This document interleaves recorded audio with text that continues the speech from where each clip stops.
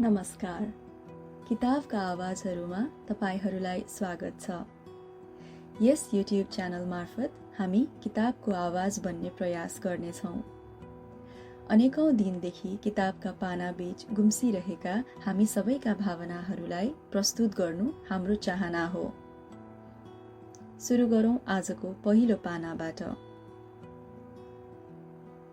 यो भावनाको शीर्षक छ समयको पर्खाल। यो अग्लो समयको पर्खाल। यो अग्लो समयको पर्खाल कस्तो होला खै? यो अग्लो समयको पर्खाल कस्तो होला खै?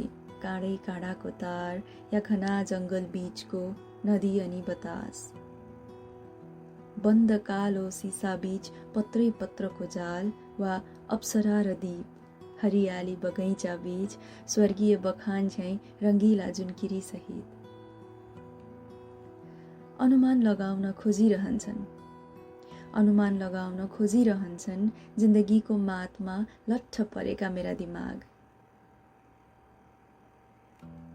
अनुमान लगाउन खोजिरहन्छन् जिन्दगीको मातमा लट्ठ परेका मेरा दिमाग। खाली पाना सकिसकेका अघिल्ला 30 वर्षका किताब पल्टिरहन्छन्। खाली पाना सकिसकेका अघिल्ला 30 वर्षका किताब पल्टिरहन्छन्। कटेर पर गई हेर्न पाउने धोको बोकी। यो समयको पर्खाल कटेर पर गई हेर्न पाउने धोको बोकी यही बाटोमा पाइला नछोडी दौडिरहन्छन्। खै कहिलेबाट सुरु भयो यो यात्रा? खै कहिलेबाट सुरु भयो यो यात्रा? बिरुवाबाट रुख अनि मौसमी भेलका ती स्वरूप। बिरुवाबाट रुख अनि मौसमी भेलका ती स्वरूप। आँखा उही परेली बीच शान्त अनि झरी बीच सफा। आँखा उही परेली बीच शान्त अनि झरी बीच सफा। पर्खाल पारीको सपना उस्तै देखिरहेका। घरी राफमा तेज त घरी ठण्डीको सान्त्वना। घरी राफमा तेज त घरी ठण्डीको सान्त्वना। मुटु उही कोठाहरू बीच धड्कन्छ। न आवाज न अनुहार न त यो मन नै छ। नजिकिँदै गएको सिमाना, नजिकिँदै गएको यो समयको पर्खालसँगको सिमाना। आम्ने सामने हुने चाहना। अडिएका यी पाइला अनि कसिला जरै जरा बीच हाँगासरी फस्टाउँदै उम्रिरहेका।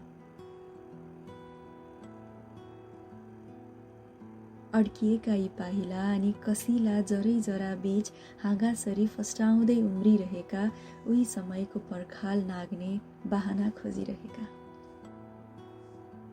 भेटिन्छ होला नि है यो पर्खाल पारीको समयलाई। कस्तो संयोग, कयौं पटक आफैसँगको मिलन अनि आफैसँगको मतभेद। कयौं पटक आफैसँगको मिलन अनि आफैसँगको मतभेद। कयौं पटक भगवानसँगको मिलन अनि भगवानसँगकै मतभेद।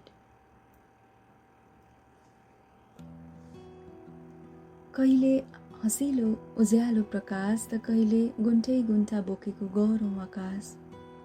सबै भेटिए तर बस यो समय। सबै बदलिए तर बस यो समय। किताब फेरि पल्टाउँछु म किताब फेरि पल्टाउँछु। तितर बितर बीच हिँडिरहेछ यो समय।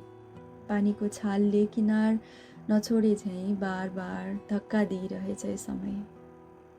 न पर्खाल अघिको दृश्य छ, न पर्खाल अघिको दृश्य छ, न त छ पछिको मूल्याङ्कन।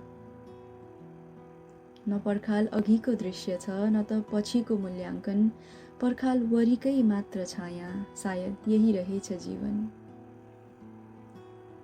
कहिल्यै नउदाउने सूर्य त्यो पर्खाल पारी।